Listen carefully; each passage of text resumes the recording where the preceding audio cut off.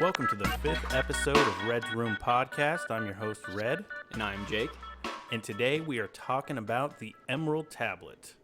For those who have never heard of it, the Emerald Tablet was a supposedly emerald tablet with some sacred writings about the universe. Supposedly contained the mysteries of the universe inscribed on them.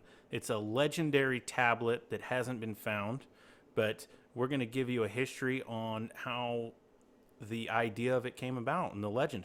Yeah, man, it's a crazy podcast. Yeah, we're going to get into some conspiracies here, and we're going to kind of guide you through what's fact and what's not so factual. Yeah. Literally. Okay, let's start. I want to start with a quote about the Emerald Tablet. This was by a translation of Isaac Newton. I'm just going to read the first few lines, give you a little taste of what the tablet says. The quote is, "'Tis true without lying, certain and most true. That which is below is like that which is above, and that which is above is like that which is below. To do the miracle of one only thing.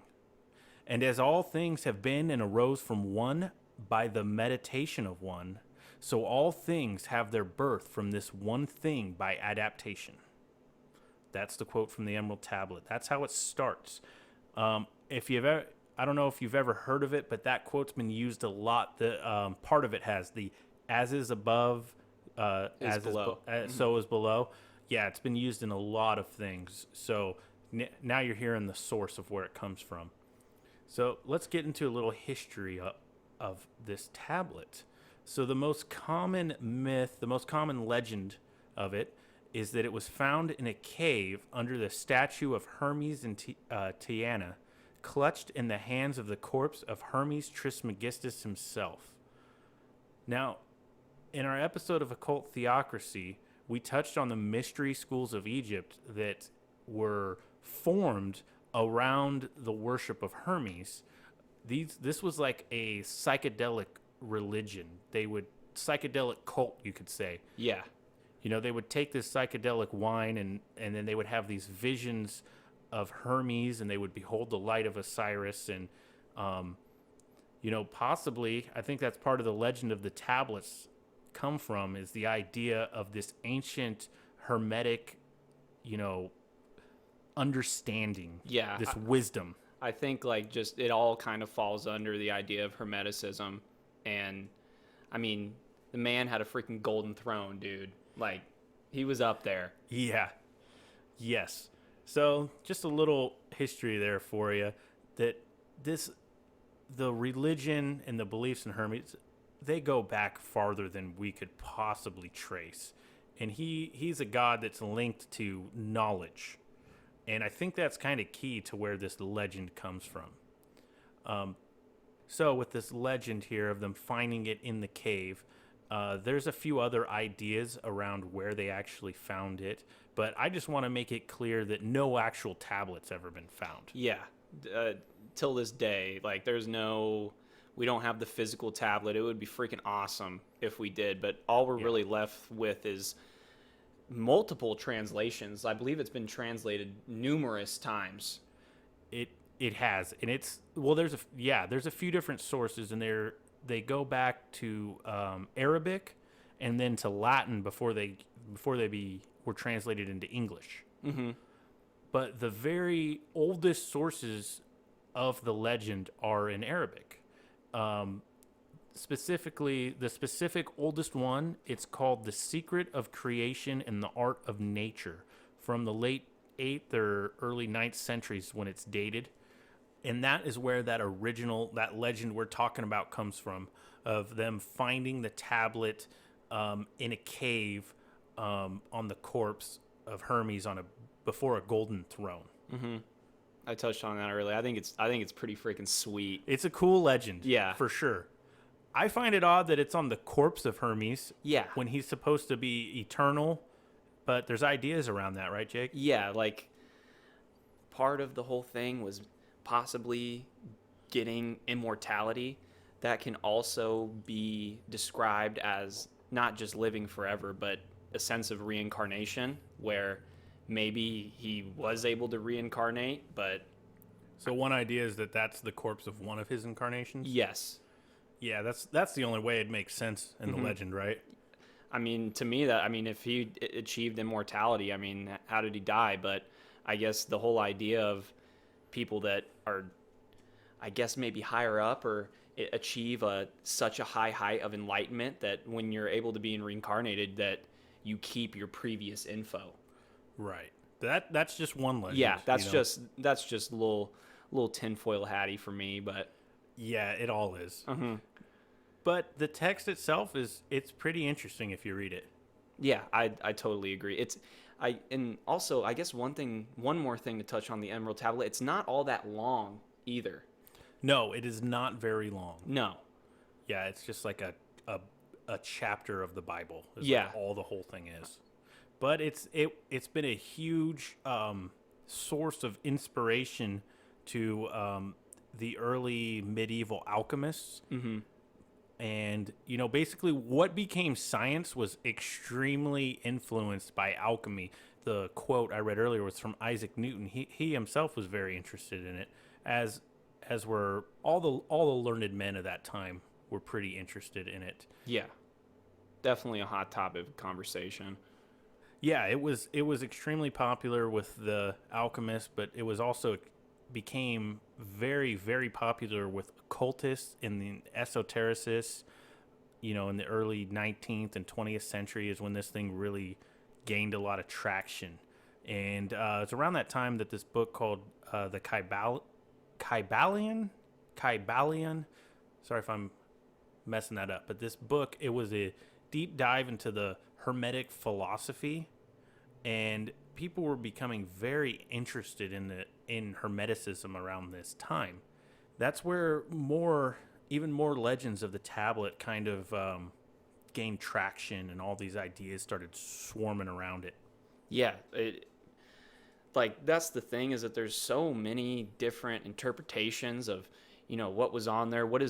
I think the big thing about this is, what is the true meaning? A lot of the statements of what you read, it's kind of like a more look into it type thing. You do not take these things surface value, but I think that there is something more to take from it than what is just written down.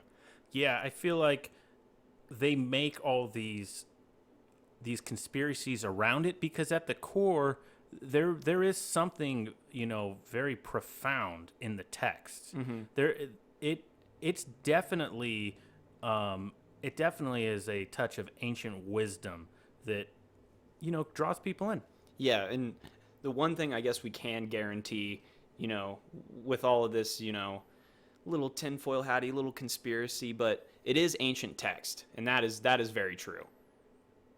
Yeah, regardless, I think the ancient text itself is very profound.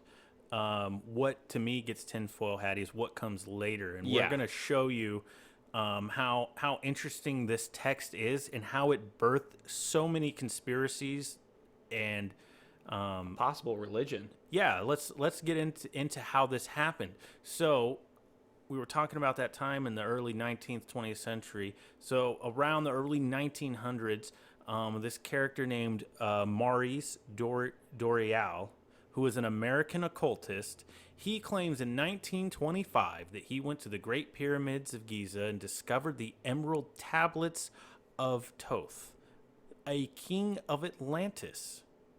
And he then claimed that he had translated the text. Yeah, I feel like in those two sentences, there's a lot to unpack already, right? Especially we're flash forwarding to the 1900s, but this is an interesting cat we're going to get into here. Yeah, this is where I got confused researching, and I'm sure anyone who's heard about the Emerald Tablet gets confused. So the Emerald Tablet, is a little more legitimate. It comes from those early Arabic sources, around it. And it's just that one little short book that's really profound and, but now bursts, Maurice here, he bursts this whole new idea about multiple tablets. And I like how it usually specifies that the original Emerald Tablet was written by Hermes Trismegistus, and that these later tablets were of Thoth, a king of Atlantis. that kind of will help you distinguish the little bit more credible one to the more far out one. Yeah. And they're so similar. We got one that's tablet and one that's tablets. So you got to be careful. Yeah, and they're both around the same god, Thoth or Hermes. It's the same guy, but I feel like Doriel gets into more of a, a little more fictional version. Yeah, it is. It is fun to talk about, though. Right.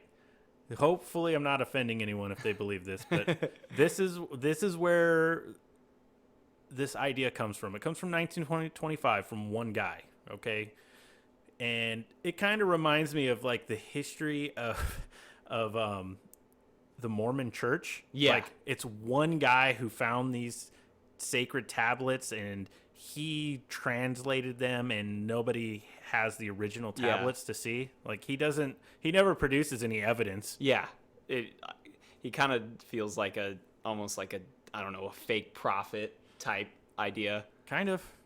That's the vibe I get from him, at least.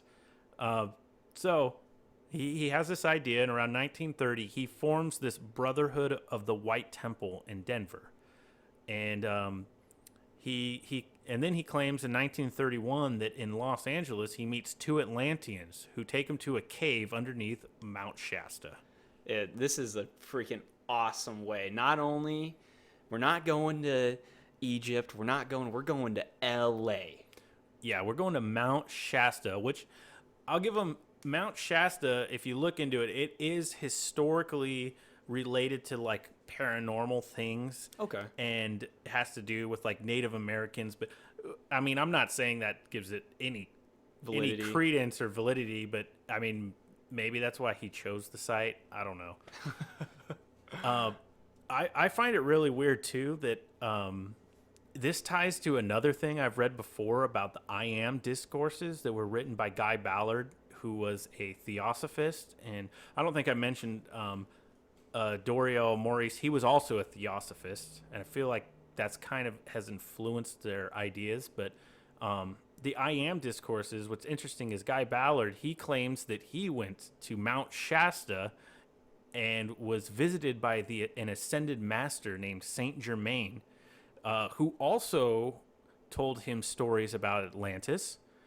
And while he was there, he was looking for a group called the Great White Brotherhood, which sounds oddly similar to the Brotherhood of the White Temple that was formed by Doriel.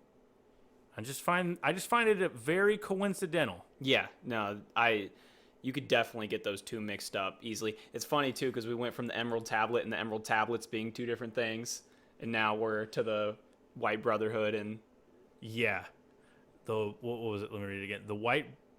The Great White Brotherhood and the Brotherhood of the White Temple. Two different things, though. Yeah, two different things. Both sound like white supremacists, but yeah, and crazy. They all sound crazy to me. Yeah, dude, it sounds like a freaking Skyrim faction. yeah, it definitely could be. So let's get back to Doriel and his ideas around it.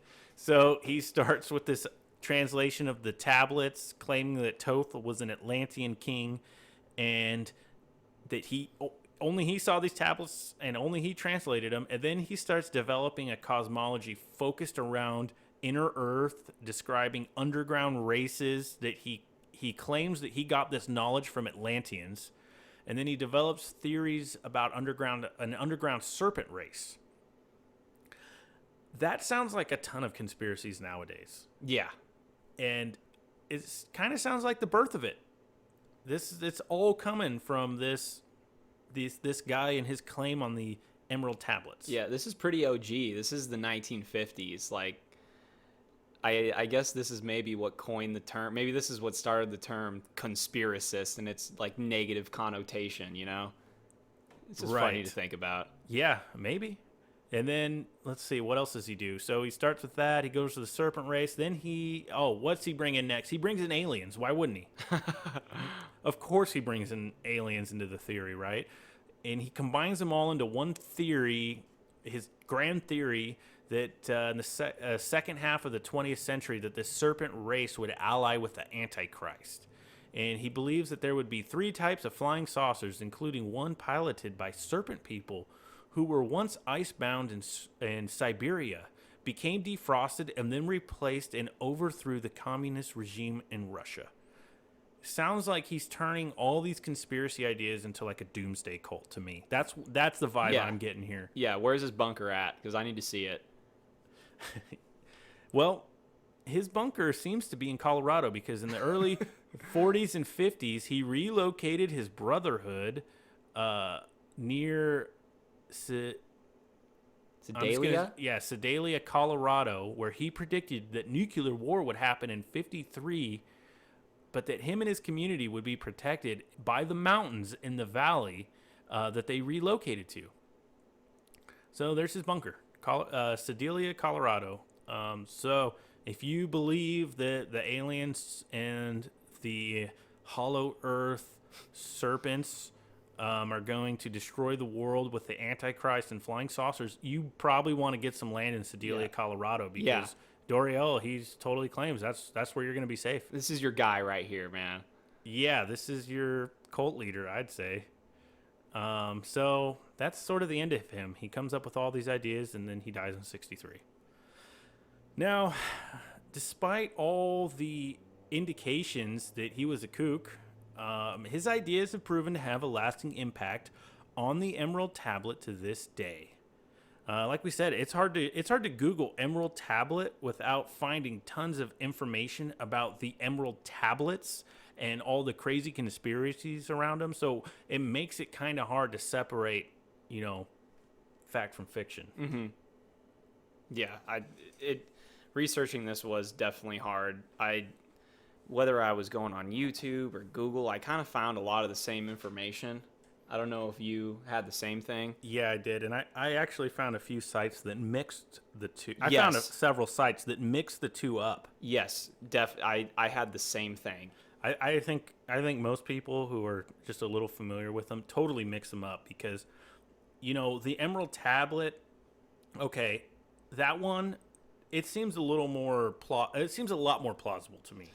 Especially with the names that have pursued it. I mean, we're talking about Isaac Newton. Like, we learned about him in grade school. Like, he's a highly respected man, and he was even interested in it. Now, this other Emerald Tablets, plural thing, it's more of a just funny thing to think about, in my opinion. Right. That wasn't even an idea when Newton was around. Yeah, yes. But there was many and there was many Arabic alchemists that were very interested in it, which that was the birth of modern science. They were all kind of focused around this idea of this Emerald Tablet and the Philosopher's Stone. Yeah, legendary things. Yeah, I want to get into the Philosopher's Stone maybe in another episode, but the whole idea of alchemy is like crazy to me. It sounds like magic. Like, it's interesting. It's where it's where it started, and we started separating, the legendary and mythological things from the factual things. It was the beginning of the process. So yeah, and like the whole idea of turning certain more what is the word I'm looking for when you're desired resources, like turning non-desired resources into gold and just like base metals and some more desirable ones. Yeah, and I think that ties back to the tablet and to Hermetic philosophy in the idea of turning baser, more less evolved parts of you and your psyche into higher, more enlightened ones. And that's where I think you hit that head on the nail there, where a lot of this maybe isn't necessarily take it on face value, maybe more take it and apply it to things that can better your life, whether it's enlightenment, blah, blah, blah. But it's freaking weird to think about, man. But when I heard, I mean, I don't know if it's true or not, but turning like more non-desirable metals into freaking, I don't know if it was, was it aluminum or? Oh, I don't know. I didn't. Yeah. I didn't know we were doing the Philosopher's Stone, so I didn't go into it too much. Yeah. But I always know the gold. Yeah. Lead to gold one. Yeah, lead to gold. That's what I like. Dude, like when I heard that, I was like, what is this freaking witchcraft? Like, what am I reading right here? Right. Yeah. Well, and a lot of people think it's more metaphorical, Yeah. but these tablets,